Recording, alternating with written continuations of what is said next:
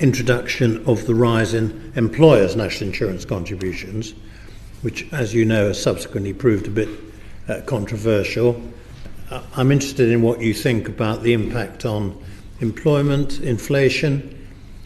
Obviously, the bigger companies are better organised to absorb this, although I think if you went into your local pub, if you had the time to, you'd find that the local pub, if it was still there, was complaining to you about the impact on it. Did the Treasury model the affected changes before you introduced that? And if so, what was the predicted effect? Thank you very much for your question, Lord Russell. So when we came to office last year, and sort of links to the question earlier on from Lord Turnbull, we did face a situation where there were a number of unfunded spending commitments, and we needed to explain how we were going to pay for them. There were choices about how to address that. We could have increased taxes on working people. We could have cut public spending. I didn't think that they were the right choices, and so as a result, we did increase taxes on business and on the wealthiest in society by around £40 billion in the budget last year, and around just under 25 billion of that came from an increase in employer national insurance contributions. Now, recognising, as you say, that smaller businesses would struggle more with that, we increased the employment allowance to £10,500. So if you're employing the equivalent of 4 people on the national living wage, you wouldn't be paying any national insurance contributions at all. That was a doubling of the employment allowance.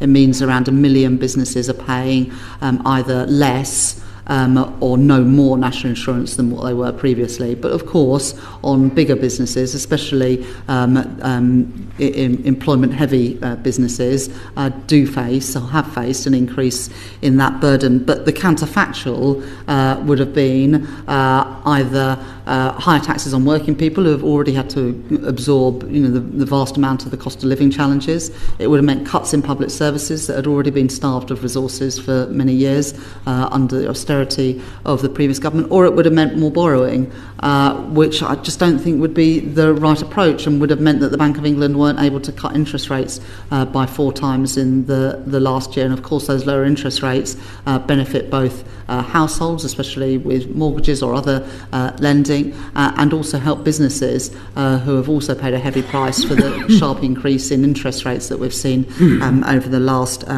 few years.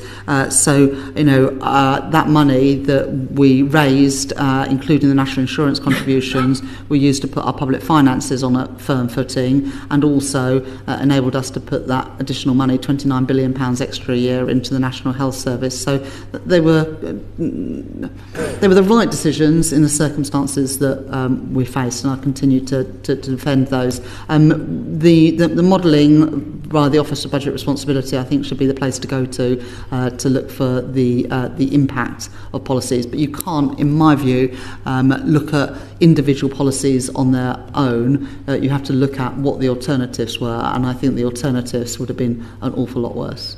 Yes, well, I don't want to get into a debate about that. I don't necessarily agree with you. So what you're saying is the Treasury didn't model the effect of this, particularly in the hospitality sector, but the OBR may well. Well, you've read the OBR report, but I'll let Beth say a few words. In the normal way, we work very closely with the OBR on their, ultimately, what are their assumptions on the impact on employment, and we fed into that closely.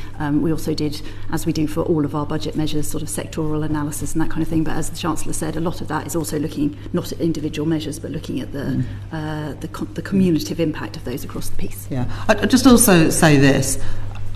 I've set out my policies and what this government are doing, and of course people can disagree, but then the onus on them is to say, well, what would you do? Because if you're facing a situation where you've got a lot of unfunded spending commitments, you could say, okay, fine, well, we won't do that spending. That's definitely a reasonable thing to say, and then you wouldn't have to increase the taxes.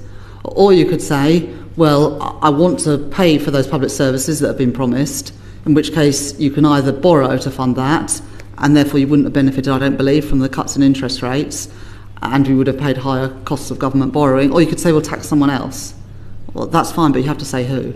But you can't support the increase in public spending unless you support the money to pay for it. And if you don't support the increase in public spending, that's fine, but you have to justify why you would not be putting in the additional £29 billion into the health service. We would have increased the bank levy, increased the tax on the technology companies, and taxed the gambling companies. So you could have got close to 40 million that, but now it's not the time to debate. I mean, we could discuss that another time, but it is maths like that got us into the problems that we're in today.